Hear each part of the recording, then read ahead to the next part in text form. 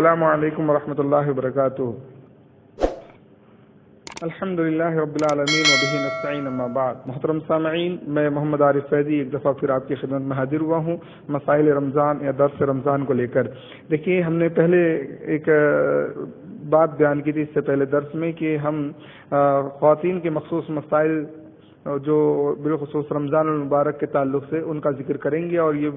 لمبا موضوع ہے تو اس کو 4 حصوں میں ہم آپ کی خدمت میں پیش کریں گے۔ پہلا حصہ ہم نے پیش کر دیا تھا صرف اس بات کو بیان کرنے کے لیے کہ دینی مسائل حاصل کرنے میں یا دینی علم کے حاصل کرنے میں شرم و حیا اگر رکاوٹ بن جائے تو یہ کوئی اچھی بات نہیں ہے۔ شرم و حیا یہ ہمارا زیور ہے، ہمارے ایمان کا حصہ ہے، ہمارے اندر ہونا چاہیے، لیکن دینی علم حاصل کرنے کے لیے وہ چیز رکاوٹ نہ بنے۔ شرم و حیا کے دائرے میں رہتے ہوئے ہی دینی علوم کو ہمیں حاصل کرنا ضروری ہے۔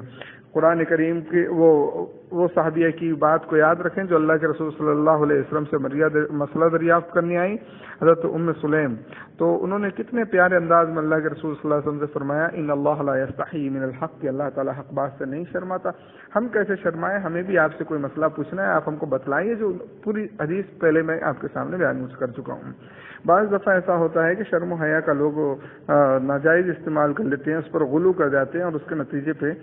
بہت سی درست باتوں کو بھی وہ لوگ اس کا علم حاصل نہیں کرنا چاہتے۔ مجھے یاد ہے ایک دفعہ ہماری ملاقات ایک حاجی صاحب سے ہوئی، بلکہ ملاقات کیا ہوئی، جب وہ حج کر کے لوٹے تو ہم لوگ ان سے ملاقات کرنے کے لیے گئے، تو ان سے گفتگو ہوئی تو انہوں نے کہا یار کہ کعبہ کے امام جو ہے بڑے بے حیا اور بے شرم امام ہیں۔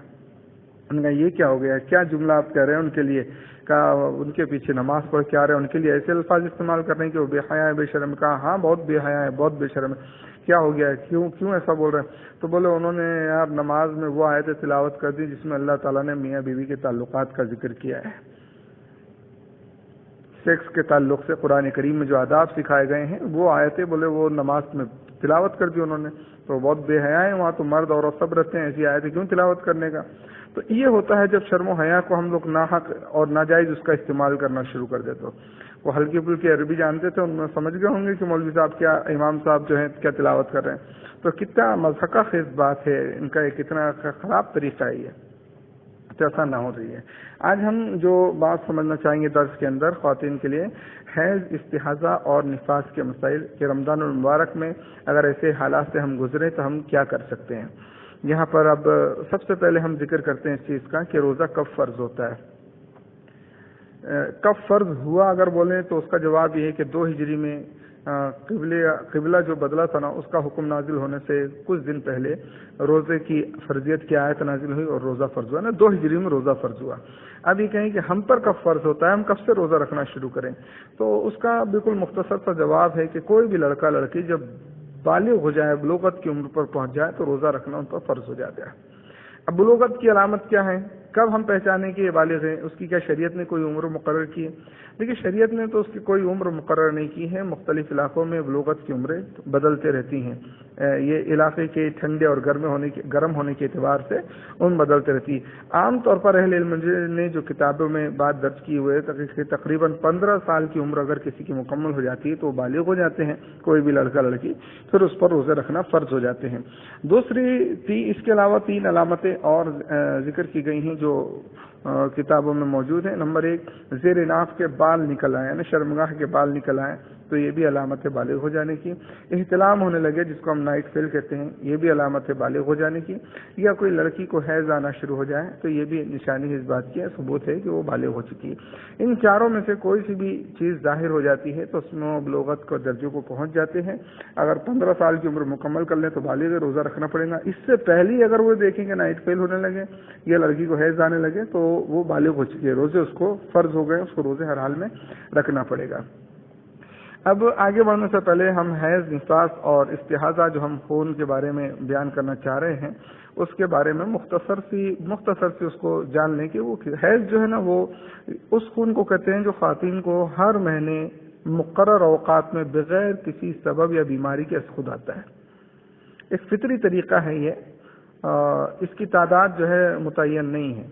اور مختلف عورتوں کی مختلف عادتیں ہوتی ہیں، جس کی بھی جو عادت ہوتی ہے اس کو اتنے دنوں تک خون آتا ہے،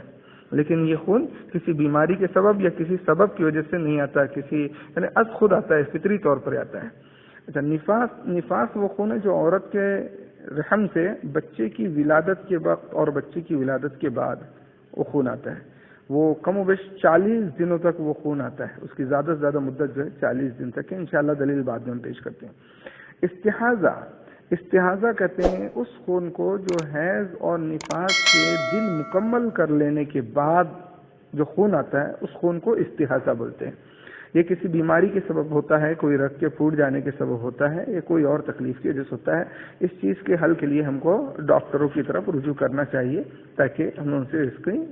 دوا لے سکیں، اس کا علاج کرا سکیں۔ قرآن کریم سورہ بقرہ کی آیت نمبر 222 میں اللہ نے فرمایا وَيَسْأَلُونَكَ عَنِ الْمَحِيضِ قُلْ هُوَ أَذًى، کہ وہ آپ سے جو ہے نا حیض کے بارے میں سوال کرتے ہیں، یہ بلیڈنگ جو ہر مہینے آتی ہے عورت کو، اس کے بارے میں تو فرمایا قُلْ هُوَ أَذًى، وہ بتلا دیجیے آپ کہ وہ ناپاکی ہے۔ ان دنوں میں عورت کو بہت ساری عبادتیں منع کر دی جاتی کیوں ناپاکی۔ اب چند ایک مسائل اس کے دیکھتے ہیں ہم، چلیں، اور تیز رفتاری کے ساتھ میں بیان کرتا ہوں کیونکہ بات بڑی لمبی ہے اور ہم زیادہ لمبی وائس ریکارڈ نہیں کرتے ہیں۔ حیض اور نفاس یعنی وہ منتھلی خون جو ہے وہ، اور اس کے بعد بچے کی پیدائش کے بعد جو خون آتا ہے وہ، ان ایام میں روزے رکھنا بالکل حرام ہے، کسی حالت میں بھی آپ روزہ نہیں رکھ سکتے۔ اللہ کے رسول صلی اللہ علیہ وسلم کی ایک حدیث ہے جو صحیح بخاری 304 اور صحیح مسلم میں 241 نمبر ہے۔ اللہ کے رسول صلی اللہ علیہ وسلم نے فرمایا، ایک لمبی حدیث کا حصہ ہے، ابو سعید خدری رضی اللہ عنہ راوی ہے، الیس اذا حاضت لم تصلی ولم تصوم قلنا بلا، اللہ کے رسول نے فرمایا کہ ایسا نہیں کہ جب عورت حائضہ ہو جائے تو وہ نماز بھی نہیں پڑھ سکتی اور روزے بھی نہیں رکھ سکتی، تو وہاں موجود حاضرین نے کہا کہ ہاں ایسا ہے کہ وہ نہیں پڑھ سکتی، نماز بھی نہیں پڑھ سکتی ہے اس کے دنوں میں اور روزے بھی نہیں رکھ سکتی۔ یاد رکھیں حیض اور نفاس کے احکام شریعت میں قریب برابر ہیں، ایک جیسے ہیں۔ اب کچھ اور یہ تو طے ہو گیا کہ روزہ نہیں رکھنا ہے، نماز بھی نہیں پڑھنا ہے، لیکن یہ بات طے ہے کہ نماز کی بعد میں قضا نہیں ہے، روزے کی بعد میں اس کو قضا کرنی ہے۔ اب چند ایک مسائل اس پہ اور جوڑتے ہوئے چلیں ہم۔ سورج غروب ہونے سے اگر کچھ دیر پہلے کسی کو حیض آ جائے، مطلب یہ کہ ایک عورت روزے سے تھی، روزہ رکھی ہوئی تھی اور اس کا روزہ چل رہا تھا، یہاں تک کہ غروب آفتاب کے پہلے یا دن کے کسی بھی حصے میں اس کو حیض آ جاتا ہے، تو ایسی عورت کا روزہ فوراً باطل ہو جائے گا، یعنی حیض کا آنا اس کے روزے کے ٹوٹ جانے کا سبب بن جاتا ہے۔ اب اس کے بعد اس عورت کے روزے کے ٹوٹ جانے کا سبب بن جاتا ہے، اس کے بعد اس عورت کو اس روزے کی قضا کرنا پڑے گی، وہ روزہ اس کو اب مکمل نہیں کرنا ہے، اور اس سے روزے کے جتنے بھی احکامات ہیں وہ سب اس سے ختم ہو جاتے ہیں، اب وہ کھا پی سکتی ہے، سب کچھ کر سکتے ہیں۔ یہ بات میں بالخصوص اس لیے بیان کر رہا ہوں کہ ابھی چند ہی دنوں کی 2-4 دن پہلے کی بات ہے کہ میرے پاس ایک بھائی کا فون آیا اور انہوں نے بتلایا کہ ان کے گھر میں ان کی اہلیہ کو روزے کی حالت سے تھی اور تقریباً زوال کے پہلے کا وقت تھا کہ ان کو خون آیا، حیض شروع ہو گیا ان کو، تو انہوں نے بولا کہ یار ان کو کچھ خواتین یہ سمجھا رہی ہیں کہ یہ زوال سے پہلے آ گیا ہے اس لیے آپ کا روزہ ٹوٹ گیا، اگر زوال کے بعد یہ خون آتا تو آپ کو روزہ مکمل کر لینا پڑتا۔ تو یہ غلط فہمیاں لوگوں کے اندر پھیلی ہوئی ہیں، ان کو ہمیں جان لینا چاہیے کہ یہ کسی بھی وقت میں، دن کے کسی بھی وقت میں خون آتا ہے، روزہ ہمارا ٹوٹ جائے گا۔ روزہ توڑ دیے جانے کے باوجود بھی، یعنی خون آنے کے بعد روزہ ٹوٹ گیا، اب اس کے باوجود بھی کوئی روزہ مکمل کر دیں، کوئی خاتون ہے بھائی پھر بھی میں روزہ، تو نہیں، وہ غلط بات ہے، وہ روزے کی توہین ہے، وہ شریعت کا مذاق، ایسا نہیں کرنا چاہیے۔ دوسری چیز یہ کہ اگر کوئی حائضہ عورت کو فجر سے پہلے خون آنا بند ہو جاتا ہے، مکمل طور پر بند ہو جاتا ہے، خون نہیں آتا فجر سے پہلے، یعنی کہ جو سحری کا وقت ہے نا اس سے پہلے، تو ایسی عورت کے لیے 2 حالتیں ہو سکتی ہیں۔ نمبر 1 تو یہ کہ سحری کا وقت ختم ہونے میں ابھی کافی لمبا وقت باقی ہے، تو ایسے وقت میں وہ جو ہے گھر والوں کے لیے سحری کا انتظام بھی کر سکتی ہے اور خود غسل کر کے سحری بھی کر سکتی ہے۔ جی ہاں، اس کے پاس وقت ہے تو خود غسل بھی کرے، گھر والوں کے لیے سحری کا انتظام بھی کرے اور خود بھی سحری کرے۔ لیکن اگر وقت کی قلت ہو، اگر وہ غسل کرنے لگ جائیں گی تو اس کی خود کی سحری چھوٹ جائیں گی، روزہ چھوٹ جائے گا، تو ایسی خاتون کو سحری کر لینا چاہیے اور سحری کے بعد غسل کر کے پھر فجر کی نماز ادا کریں، ان کا روزہ ہوگا۔ اللہ کے رسول صلی اللہ علیہ وسلم کے تعلق سے حضرت عائشہ صدیقہ رضی اللہ تعالیٰ بیان کرتی ہیں کہ نبی کریم صلی اللہ علیہ وسلم کو کبھی کبھی غسل جنابت کی حالت ہوتی تھی تو نبی صلی اللہ علیہ وسلم سحری کر لیتے اور اس کے بعد آپ صلی اللہ علیہ وسلم غسل کر کے فجر کی نماز پڑھاتے تھے۔ تو سیم بات ہے دونوں جگہ پر، تو ہم کو یہاں پہ بھی پہلے سحری کر لینا چاہیے اور اس کے بعد غسل کر کے ہم فجر کی نماز ادا کریں۔ اگر مان لیجئے کوئی عورت روزے کی حالت میں ہے اور روزے میں اس کو دوران روزے درد محسوس ہو یا احساس ہو کہ خون آئے، لیکن خون نہ دکھے، اس کو صرف درد ہو، ایک احساس ہو کہ خون آ رہا ہے لیکن خون نہ دکھے، تو ایسی عورت کو روزہ مکمل کر لینا چاہیے۔ اب اگر روزہ مکمل ہونے کے بعد خون اگر آ جاتا ہے نا افطاری کے بعد، تو روزہ گنا جائے گا اور اس روزے کی قضا نہیں ہے، کیونکہ جب تک کوئی چیز ظاہر نہیں ہو جاتی تو اس کا اعتبار نہیں کیا جاتا۔ ہمیں یاد ہے ایک صحابی نے جب اللہ کے رسول صلی اللہ علیہ وسلم سے اس طرح کا مسئلہ پوچھا تھا، تو یعنی انہوں نے تو مسئلہ ان کی ذات کا پوچھا تھا، صحابی تھے، تو انہوں نے مسئلہ پوچھا کہ ان کو بار بار ایسا لگتا ہے کہ ان کا وضو ٹوٹ گیا، وضو ٹوٹ جاتا ہے۔ تو اللہ کے رسول صلی اللہ علیہ وسلم نے فرمایا تھا اذا وجد احدکم فی بطن شیئا، کہ جب تم میں سے کسی کو پیٹ میں کچھ ایسا محسوس ہو، اس کو لگے کہ بھائی اس کا وضو ٹوٹ گیا، یہ ہو گیا، تو آپ صلی اللہ علیہ وسلم نے فرمایا صرف محسوس ہو جانے سے وہ مسجد سے نہ نکلے، نماز نہ چھوڑے، بلکہ جب تک وہ آواز یا بدبو نہ محسوس کر لے، یعنی آواز نہ سن لے یا بدبو محسوس نہ کر لے۔ جب اس کے سامنے بالکل واضح ہو جاتا ہے کہ ہاں، اور واضح کیا چیز کریں گی، آواز یا بدبو، ایسے ہی خون کے مسئلے میں جب تک واضح نہیں ہو جاتا کہ خون آیا ہے تو ہم کو روزہ نہیں چھوڑنا چاہیے۔ یہ یاد رکھیں کہ حیض کے جو دنوں کی تعداد ہے یہ متعین نہیں ہے، ہر عورت کے لیے الگ الگ عادت ہوتی ہے، کسی کی کم، کوئی جلدی پاک ہو جاتی ہے، کوئی زیادہ دن تک کسی کو خون آتے رہتا ہے۔ اگر کوئی عورت جو ہے نا اپنی عادت کے دنوں سے پہلے پاک ہو جاتی ہے، مثلا مان لے کہ کسی خاتون کو 8 دن تک یا 7 دن تک وہ خون آتا ہے، لیکن کبھی وہ پہلے پاک ہو جائے، اس کو یقین ہو جائے کہ اب 4 دن میں ہی بالکل بند ہو چکا ہے، میں بالکل پاک ہو چکی ہوں، تو جی وہ عورت غسل کر کے واپس روزہ رکھنا شروع کر سکتی ہے، کیونکہ وہ پاک ہو چکی ہے۔ اور اگر کسی عورت نے پاکی کے امکان سے روزہ رکھنا شروع کر دیا تھا نا، اس کو تو یقین تو ہو گیا تھا کہ میں پاک ہو گئی ہوں، روزہ شروع بھی کر دیا، لیکن پھر دوران روزہ خون آ جائے تو جی ہاں، اگر وہ خون حیض کا ہی ہے تو پھر واپس روزہ اس کا ٹوٹ جائے گا، اس کو اس روزے کی پھر قضا کرنا پڑیں گے۔ اور اس دوران جو پاکی کے دن میں اگر تسلیم کریں ایسا کہ چوتھے دن اس نے محسوس کر لیا اور یقین ہو گیا اس کو کہ میں پاک ہو چکی ہوں، اس نے غسل کر کے روزہ رکھ لیا، 1-2 دن کے روزے رکھ لیے، اس کے بعد اس کو پھر سے خون آنا شروع ہو گیا، تو جو یہ 1 دن کے 2 دن کے روزے ہیں نا، یہ روزے اس کے قبول ہوں گے انشاءاللہ، کیونکہ وہ پاکی کے دن ہی تھے اس کے، وہ روزے قبول کر لیے جائیں گے۔ دوسری چیز،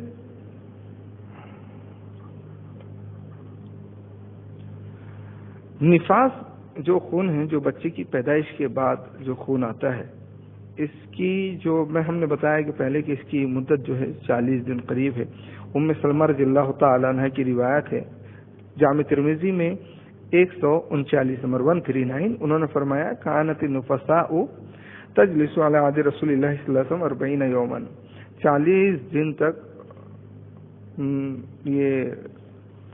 نفاس کے خون والی عورتیں انتظار کرتی تھی اللہ کے رسول صلی اللہ علیہ وسلم کے زمانے میں، 40 دن اس کو شمار کرتی تھی، لیکن اس کی بھی 40 دن فکس متعین نہیں ہے، یہ زیادہ سے زیادہ متعین ہے کہ اگر بہت زیادہ دنوں تک آتا ہے تو 40 دن ہو سکتے ہیں، 40 دن سے پہلے یہ بند ہو سکتا ہے، خواتین اس بات کو اچھی طرح جانتی ہیں، بند ہو سکتا ہے، بند ہو جاتا ہے بہت سی دفعہ، تو اگر کسی کو 40 دن سے پہلے اس نفاس کا خون بند ہو جاتا ہے تو ایسی عورت کے لیے ضروری ہے کہ وہ پھر غسل کر کے پاکی حاصل کر کے روزہ رکھنا واپس سے شروع کر دیں گی جب مکمل طور پر خون بند ہو جاتا ہے۔ تو اگر پھر بعد میں وہ کبھی خون کے کوئی چھیٹا وغیرہ دیکھ لیں تو وہ خود نفاس کا خون شمار نہیں کیا جائے گا، بلکہ وہ استحاضہ کا خون شمار ہوگا، جو کہ نفاس یا حیض کا خون بند ہونے کے بعد جو خون آتا ہے اس کی گنتی ہوگی۔ اچھا، نفاس والے خون کی ایک شکل اور ہے، کئی دفعہ تو ٹھیک ہے ڈلیوری ہوتی ہے، بچے کی پیدائش ہوتی ہے، وہ خون آتا ہے، لیکن کبھی کبھی ایسا ہوتا ہے کہ بچہ گر جاتا ہے، بچہ ساقط ہو جاتا ہے، ایسا بھی ہو جاتا ہے، اس پر بھی خون آتا ہے۔ تو یہاں پر جب ہم فقہا کو اور اہل علم کو پڑھیں گے تو انہوں نے 2 طرح کی حالتیں پیش کی ہے۔ نمبر 1 یہ کہ ماں کے پیٹ کے اندر جو بچہ ہے، اگر اس کے اندر جان آ گئی، وہ بچہ جنین جو ہے وہ زندہ ہو گیا، اس کے دل کی دھڑکنیں ڈرنے لگی، چلنے لگی، ڈاکٹر یہ بتانے لگے کہ جی ہاں یہ بچے میں جان آ چکی ہے، سب کچھ ہو چکا ہے، اس کے بعد اگر کوئی بچے کی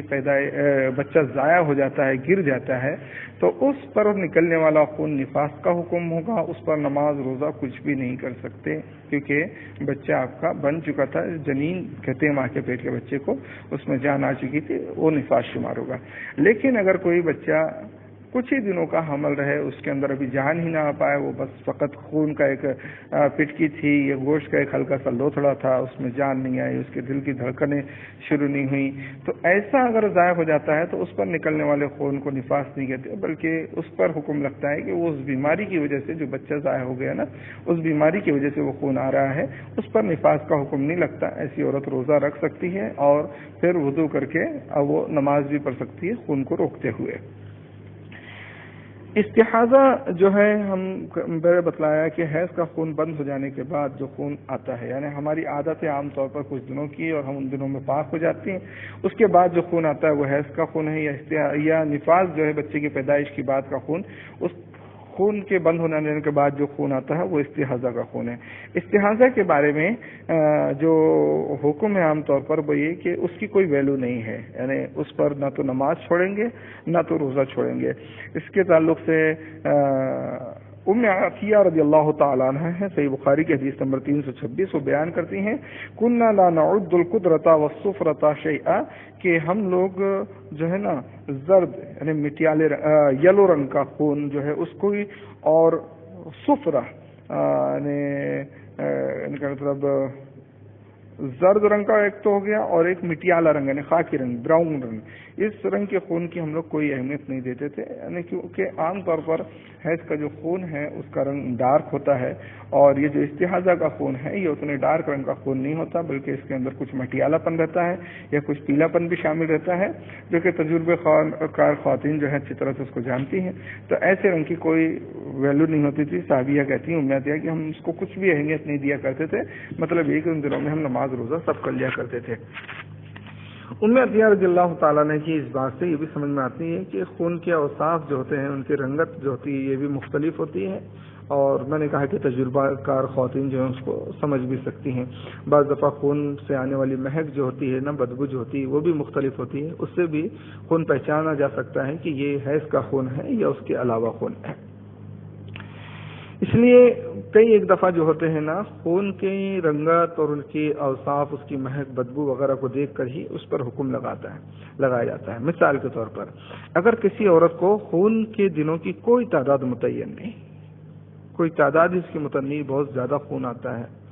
تو اب وہ عورت کیا کرے گی؟ تو وہ عورت پھر خون کی رنگت کو دیکھ کر، اس کی مہک کو دیکھ کر، اس کی بدبو کو دیکھ کر اس کے بارے میں فیصلہ کریں گے، اس کو حکم لگائے جائیں گے۔ ایسا ایک صحابیہ تھی فاطمہ بنت ابی حبیش، یہ سنن ابی داؤد کی حدیث نمبر 304 ہے۔ یہ کہتی ہیں کہ انہا کانت تستحاض، وہ جو ہے بہت زیادہ ان کو خون آتا ہے، بہت زیادہ، ہے نا۔ تو فقال لها النبی صلی اللہ علیہ وسلم، تو اللہ کے رسول صلی اللہ علیہ وسلم نے ان سے فرمایا اذا كان الدم الحیض فانه دم اسود یعرف، کہ جب تم کو حیض کا خون آئے اور وہ ڈارک رنگ کا خون ہوتا ہے جس سے وہ پہچان لیا جاتا ہے، تو فامسکی عن الصلاۃ، تم نماز وغیرہ سے رک جاؤ۔ فإذا كان الآخر، جب اس کے علاوہ ہو، یعنی ڈارک رنگ کے خون کے علاوہ دوسرے رنگ کا خون آپ کو آتا ہے، تھوڑا پتلا خون ہے، مٹیالہ رنگ کا خون ہے، یا کچھ یلو کلر کا خون ہے، تو ایسے وقت میں آپ نے فرمایا فتوضئی وصلی، تم وضو کرو، نماز پڑھو،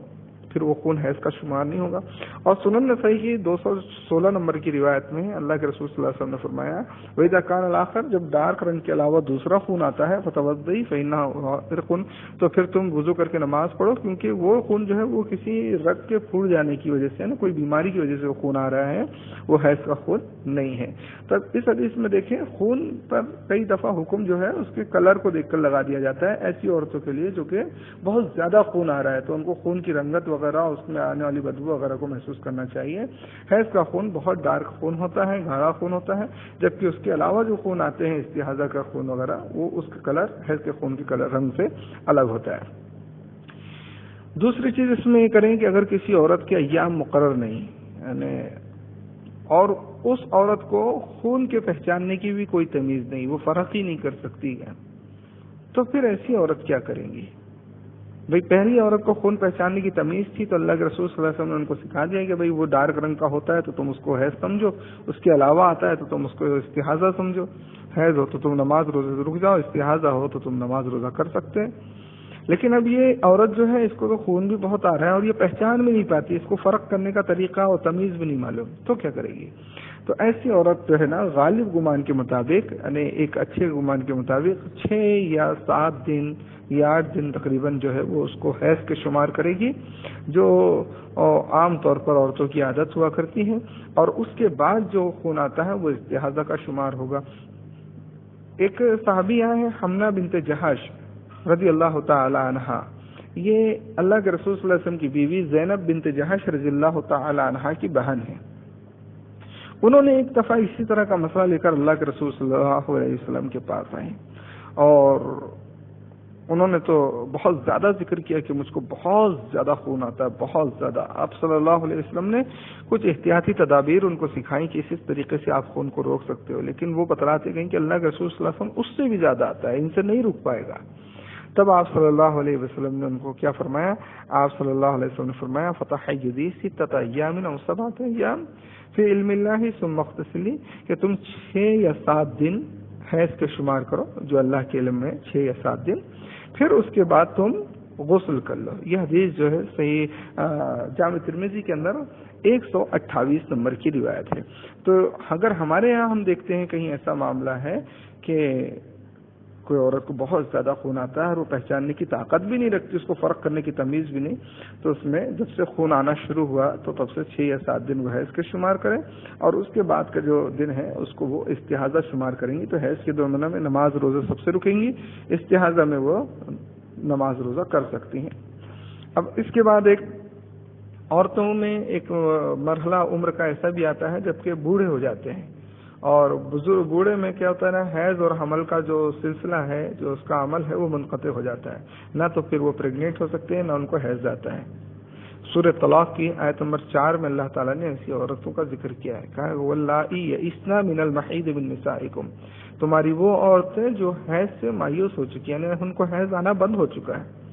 تو ایسی عورتوں کا کیا ہے، حیض آنا بند ہو چکا تو ظاہر سی بات ہے اب تو نماز روزہ پورا ہی کریں گی کیونکہ بند ہو چکا ہے۔ وہ جو تکلیف تھی جس کی وجہ سے روزہ وغیرہ نماز چھوڑ دیا جا رہا تھا وہ تکلیف ان سے ختم ہو گئی، لیکن بند ہو جانے کے باوجود بھی وہ کبھی دیکھیں کہ ان کو خون آ گیا، خون کے کچھ نشانات انہوں نے اپنے کپڑوں میں دیکھ لیا یا محسوس ہوا خون کا جانا، تو پھر وہ خون حیض کا خون نہیں مانا جائے گا، وہ خون استحاضہ کا خون ہے، اور استحاضہ سے نہ تو روزہ توڑتے ہیں، نہ چھوڑتے ہیں، اور نہ نماز تو چھوڑتے ہیں، بلکہ استحاضہ کا خون ہم نے پہلے بتلایا یہ وہ خون ہے نا جو حیض و نفاس کے علاوہ جو خون آتا ہے، تو استحاضہ کے خون میں روزہ بھی رکھنا ہے اور کیا بولتے ہیں نماز بھی پڑھنا ہے۔ اب ایک آخری مسئلہ جو اس سلسلے کا میں آپ کی خدمت میں رکھوں، بہت سی خواتین کی طرف سے یہ مسئلہ آتا ہے، بہت سے بھائی لوگ بھی اس مسئلے کو دریافت کرتے ہیں اپنے فیملی کے لیے کہ کیا حیض روک دینے والی دوائیوں کا استعمال رمضان المبارک کے مہینے کیا جا سکتا ہے اس نیت کے ساتھ کہ ہم رمضان میں روزے رکھ لیں گے؟ دیکھیے، جہاں تک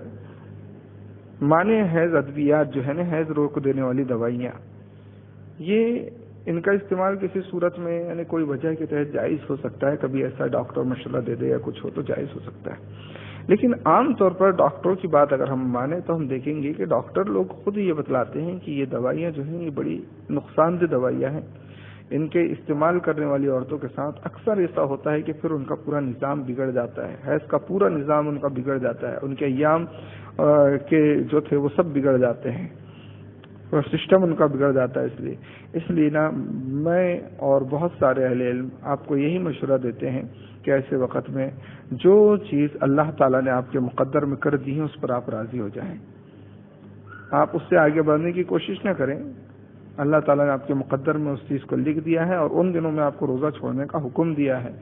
تو آپ اس چیز پر راضی ہو جائیں، ان دنوں میں آنے پر آپ روزہ چھوڑ دیں اور بعد کے دنوں میں اس کو وہ روزہ جو ہے آپ رکھ لیں۔ صرف روزہ رکھنے کی غرض سے دوا کا استعمال نہ کریں۔ آپ سوچیں کہ دوا کا استعمال کر لیں گے تو خون نہیں آئے گا، ہم روزہ رکھ لیں گے، روزہ رکھنے کی نیت سے فقط یہ استعمال نہ کریں۔ اللہ تعالیٰ نے کسی معاملے میں آپ کو